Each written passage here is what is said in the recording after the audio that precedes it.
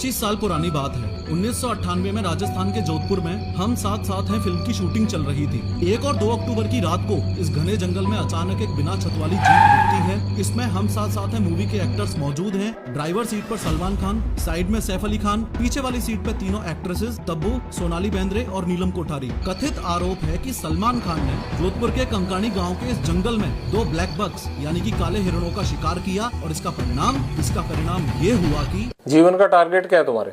लक्ष्य तो सर सलमान खान मारना जी, और कोई लक्ष्य नहीं है। आज 3D एनिमेशन की मदद से समझो कि जो सलमान खान 5 साल पहले ब्लैक बक पोचिंग केस की सफाई कुछ ऐसे देते थे। अब मैं चाहता हूं कि आज जनता के सामने एक बार ये बताएं कि आखिर किस्सा क्या था, हुआ। इस केस को लड़ेंगे मेरिट पर कोर्ट में और जीतेंगे कोर्ट में, क्योंकि सर केस ही नहीं है। आज उनके शुभ चिंतकों की ये हालत कैसे हुई? मेरे सलमान भाई की तरफ से मैं माफी मांगती हूँ। मैं माफ कर दो भैया। मैं ये लो भाई, मैं सलमान खान की तरफ से मैं बिश्नोई समाज से माफी मांगती हूँ कि भैया माफ कर दो। और मोस्ट इम्पोर्टेंटली एक जेल में बंद बैठा हुआ गैंगस्टर लॉरेंस बिश्नोई आखिर कैसे सिद्धू मूसेवाला को जान से मरवा सकता है, कैसे इंडिया में 1000 प्लस शूटर से कनेक्टेड है और कैसे बैंकॉक और थाईलैंड तक इसकी गैंग्स फैली हुई हैं। लेकिन सबसे पहले ये समझते हैं कि लॉरेंस बिश्नोई एक स्टूडेंट से गैंगस्टर कैसे बन गए। बात 12 फरवरी 1993 की है। फिरोजपुर पंजाब के एक गाँव में लॉरेंस का जन्म हुआ। लॉरेंस के पिताजी हरियाणा पुलिस में नौकरी करते थे और 1997 में रिटायर होकर खेती का काम संभालने लगे। 1 साल बाद अक्टूबर 1998 में अब लॉरेंस 5.5 साल का हो गया है और ऑब्वियसली उसे कोई अंदाजा भी नहीं है कि एलिजिडली जोधपुर में इस दौरान सलमान खान 2 ब्लैक बक्स का शिकार कर रहा है और 25 साल बाद इसी बॉलीवुड के भाईजान को मारना उसकी जिंदगी का इकलौता मकसद रह जाएगा। खैर 12th पास करके 2010 में Lawrence Bishnoi DAV college Chandigarh में लॉ में ग्रेजुएशन करने के लिए चला गया। रिपोर्ट्स ये भी कहती हैं कि 10वीं में लॉरेंस बिश्नोई एक लड़की को काफी पसंद करता था और 12th पास करते करते ये एक रिलेशनशिप में आ चुके थे। डीएवी कॉलेज चंडीगढ़ में लॉरेंस बिश्नोई ने अकेले नहीं बल्कि अपनी गर्लफ्रेंड के साथ ही एडमिशन लिया था आगे की पढ़ाई के लिए। कॉलेज में काफी पॉपुलर होने की वजह से लॉरेंस ने स्टूडेंट सिलेक्शन में खड़ा होने का डिसीजन लिया और अपनी party student organisation of Punjab university यानी सोपू बनाई। इलेक्शन के दौरान लॉरेंस की मुलाकात हुई गोल्डी ब्रार से। ये वही गोल्डी ब्रार है जिसने सिद्धू मूसेवाला को मारने की जिम्मेदारी ली थी और पुलिस के अनुसार फिलहाल कनाडा में बैठे बैठे ही इंडिया में अपनी गैंग्स रन करता है। खैर काफी मेहनत के बाद भी लॉरेंस बिश्नोई ये इलेक्शंस हार गया और चूंकि अपोजिशन पार्टीज के बंदों के साथ उसकी दुश्मनी चलती ही रहती थी, इसलिए उसने एक गन खरीद ली। लॉरेंस बिश्नोई की दुश्मनी कॉलेज में बढ़ती गई और जनवरी 2011 में धीरे धीरे इस दुश्मनी ने शूट आउट और गैंगवार का रूप ले लिया। इस शूट आउट की वजह से उस पर FIR हुई, लेकिन इस बात पे ध्यान दो कि रिपोर्ट्स ये भी हैं कि लॉरेंस बिश्नोई ने एक पक्के अपराधी का रूप तब लिया जब इसकी गर्लफ्रेंड को अपोजिशन पार्टी वालों ने जिंदा जला दिया। बस अब क्या था, लॉरेंस बिश्नोई की एंट्री दहशत की दुनिया में हो चुकी थी। बदला लेने के लिए उसने अपने कनेक्शंस बढ़ाने शुरू कर दिए। जाने माने क्रिमिनल्स जैसे जग्गू भगवानपुरी और रॉकी फैजिल्का के साथ उसने हाथ मिला लिया। वो कांड करता, पकड़ा जाता, जेल जाता और कनेक्शंस की मदद से छूट जाता। ये होता रहा, लेकिन एक दिन राजस्थान पुलिस के साथ शूट आउट में उसे धर दबोचा गया और जयपुर में स्थित जवाहर सर्किल पुलिस थाने में बंद कर दिया गया। तब से लेके आज तक लॉरेंस बिश्नोई का अलग अलग जेलों में ट्रांसफर किया जाता रहा है, लेकिन है वो पुलिस की गिरफ्त में ही। अब इससे पहले आगे बढ़ के हम ये समझें कि लॉरेंस बिश्नोई जेल में बैठे बैठे सलमान खान को मारने की प्लानिंग कैसे कर रहा है। ज्यादा जरूरी ये समझना है कि सलमान खान की जान लेने के लिए वो इतना कमिटेड क्यों है। देखो लॉरेंस बिश्नोई, इसके सरनेम पे फोकस करो। बिश्नोई, 20 9।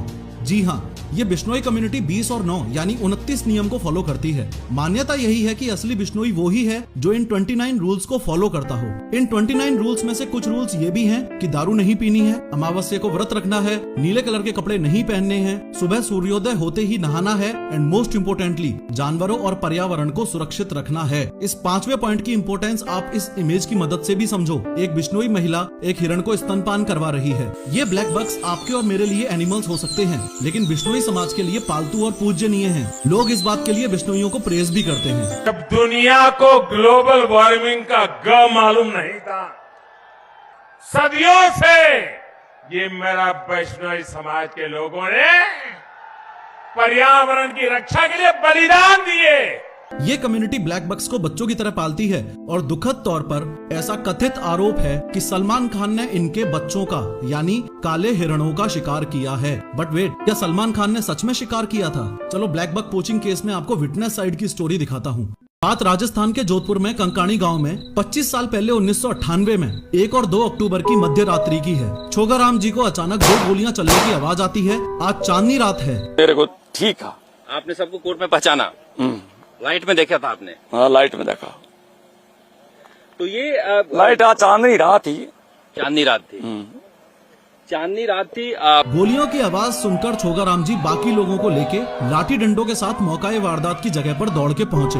वहां पहुंचते ही उन्हें जिप्सी दिखाई दी जिसमें 7 लोग बैठे हुए थे। मौके पे पहुंचते ही जैसे ही गांव वालों को वहां मरे हुए हिरण दिखाई दिए तो उन्हें इस बात का अंदाजा हो चुका था कि इन जिप्सी वालों ने इनका शिकार किया है। गुस्से में आके गाँव वालों ने लाठी डंडे बरसाने शुरू किए तो जिप्सी में बैठी लेडीज चिल्लाने लगी और ड्राइवर ने चिल्ला के उनको चुप करवाया। कुछ एलिजेड रिपोर्ट्स इतनी प्रिसाइज भी हैं कि तब्बू चिल्ला रही थी और सलमान खान उनको चुप रहने के लिए बोल रहे थे। इतनी पूरी हलचल में गांव वालों ने जिप्सी का नंबर नोट कर लिया और ये बहुत बड़ी दिक्कत बनी सलमान खान के लिए। अब जिप्सी का नंबर पुलिस थाने में दिया गया तो पता चला कि जिप्सी किसी यादव साहब के नाम पे है। यादव साहब से पूछताछ करने पर पता चला कि उन्होंने अपनी जिप्सी किराए पे दे रखी है किसी फिल्म यूनिट को। उन्होंने डिटेल में बताया कि जोधपुर के किसी पैलेस में एक फिल्म की शूटिंग चलते कुछ एक्टर्स रुके हुए हैं। उस फिल्म की टीम को ये जिप्सी किराए पे दी गई थी।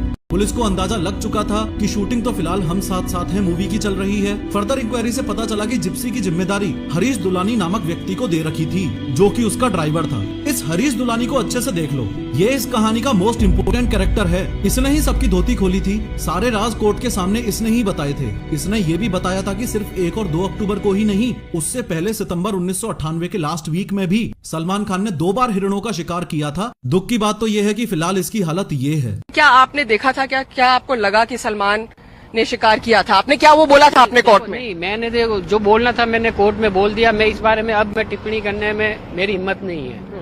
क्यों नहीं है? बस अब नहीं है, डर लगता है भाई। वो इसलिए क्योंकि इसके परिवार वालों को लगातार धमकियां तक मिली हैं। इसी समय आपको ये भी बताना चाहूंगा कि जीप में जो 7 लोग मौजूद थे उसमें जो पीछे 2 मेल्स बैठे थे उनमें से एक था ये हरीश दुलानी और दूसरा था दुष्यंत सिंह जो एज अ गाइड काम करता था उस होटल में जिस होटल में ये लोग रुके हुए थे। उसके बाद कई बार सलमान खान हियरिंग्स के लिए कोर्ट जाते रहे, जेल भी गए लेकिन बेल मिलती रही। लेकिन फाइनली 5 अप्रैल 2018 को सलमान खान को 5 साल की सजा सुना दी गई और 10,000 रुपए का जुर्माना लगा दिया गया। परंतु बिश्नोई कम्युनिटी जिस बात से आज तक नाराज है वो ये कि सलमान खान के जेल जाने के एग्जैक्ट 2 दिन बाद यानी 7 अप्रैल 2018 को सलमान खान को बेल मिल गई और केसेस यूं ही कोर्ट में घूमते रहे। ऐसे में गैंगस्टर लॉरेंस बिश्नोई कानून हाथ में लेने की ठान लेता है और पुलिस की जीप में बैठ के पुलिस वालों के सामने बोलता है, तो जब हम करेंगे तो पता लग ही जाएगा। सलमान खान का करेंगे, मारेंगे, यही जोधपुर में मारेंगे तो पता लग जाएगा इनको। अभी तो मैंने कुछ किया ही नहीं, बिना मतलब कोई इन्वॉल्व कर रहे हैं। खैर फिलहाल लॉरेंस बिश्नोई तो जेल में बंद है लेकिन अपने राइट हैंड गोल्डी ब्रार और गैंग मेंबर्स के साथ कनेक्टेड रहते हुए सलमान खान को जान से मारने की इसकी प्लानिंग काफी स्ट्रॉन्ग और प्रैक्टिकल है। सलमान खान को मारने की सबसे पहली कोशिश इसने 2019 में की थी जब गैंगस्टर संपत नेहरा को इसने मुंबई भेजा था। संपत नेहरा को जब पुलिस ने पकड़ा तो पता चला कि उसने काफी टाइम तक गैलेक्सी अपार्टमेंट की रेकी की लेकिन हथियार की रेंज कम होने की वजह से प्लान कैंसिल करना पड़ा।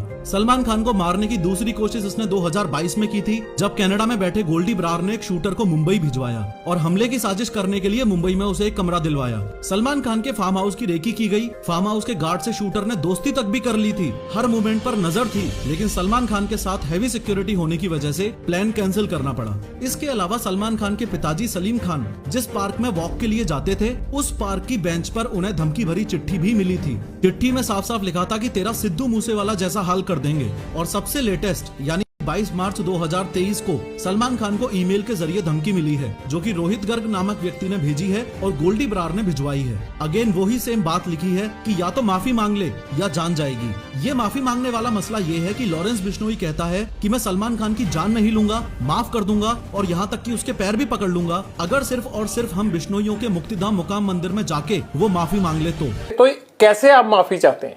सर हमारे बिश्नोइयों का मंदिर है मुकाम, मुक्तिधाम मुकाम एक मंदिर है हमारे बिश्नोइयों का, बस वहां जाके हमारे मंदिर में जाके माफी मांग ले। देखो ये है वो मुक्तिधाम मुकाम मंदिर जो कि राजस्थान में बीकानेर जोधपुर स्टेट हाईवे के पास स्थित है। खैर धमकियां मिलने के बाद गवर्नमेंट की तरफ से सलमान खान को Y+ सिक्योरिटी दे दी गई है। आर्म्स लाइसेंस के अंडर एक पर्सनल रिवॉल्वर उनके पास है और निसान की हाई सिक्योरिटी बुलेट प्रूफ गाड़ी पर अपग्रेड कर लिया गया है। Y+ सिक्योरिटी का मीनिंग है कि इसमें 11 सिक्योरिटी पर्सनल इन्वॉल्व होंगे जिसमें से 2 PSOs यानी personal security officers rotational basis पे हर वक्त आसपास रहेंगे और 1 या 2 NSG कमांडोज भी रहेंगे। कहानी का तात्पर्य ये है कि सलमान खान माफी मांगने के लिए रेडी है नहीं और लॉरेंस बिश्नोई गैंगस्टर है तो उससे पीछे हटने की उम्मीद कर भी नहीं सकते। एलिजिडली जहां पे सलमान खान ने ब्लैक बक्स को मारा था वहां बिश्नोई समाज ने ऐसा स्मारक बनवा दिया है। और लॉरेंस बिश्नोई के व्यक्तित्व का दूसरा पहलू ये भी है कि कथित तौर पर वो एक देश प्रेमी है। जब छोटा था तो गाँव में बच्चों को नशा करने से रोकता था। गांव के बच्चे को नशा करने के लिए वो बहुत रोकता था, कोई गलत काम करने के लिए रोकता था। एक उसका बोलने का ढंग बहुत अच्छा था। शहीद भगत सिंह को अपना रोल मॉडल मानता है और कहता है कि अगर जेल से छूट गया तो गायों की सेवा करेगा। कभी बाहर आए तो गौशाला बनाएंगे, गायों की सेवा करेंगे और कोई एजेंडा नहीं है बाहर। फिलहाल हम सब के लिए जरूरी बात यह है कि लॉरेंस बिश्नोई जैसे गैंगस्टर्स के क्राइम्स को ग्लोरीफाई ना किया जाए और देश का यूथ इस दिशा में ना बढ़े। और दूसरी सोचने वाली बात यह है कि हमारा सिस्टम इतना ज्यादा फ्लॉड है कि पुलिस की निगरानी में जेल में बैठे बैठे ही लॉरेंस बिश्नोई अपनी पूरी गैंग्स के साथ कनेक्टेड है, क्राइम्स करता जा रहा है और उसके शब्दों में कुछ इस तरीके से घपले हो रहे हैं। फोन कैसे आ जाता है अंदर? बाकी साथियों के पास भी है, आपके सबके पास फोन ना? नहीं, फोन सर दीवार के ऊपर से फिंगवा लेते हैं जी। रुको, मैंने इस वीडियो में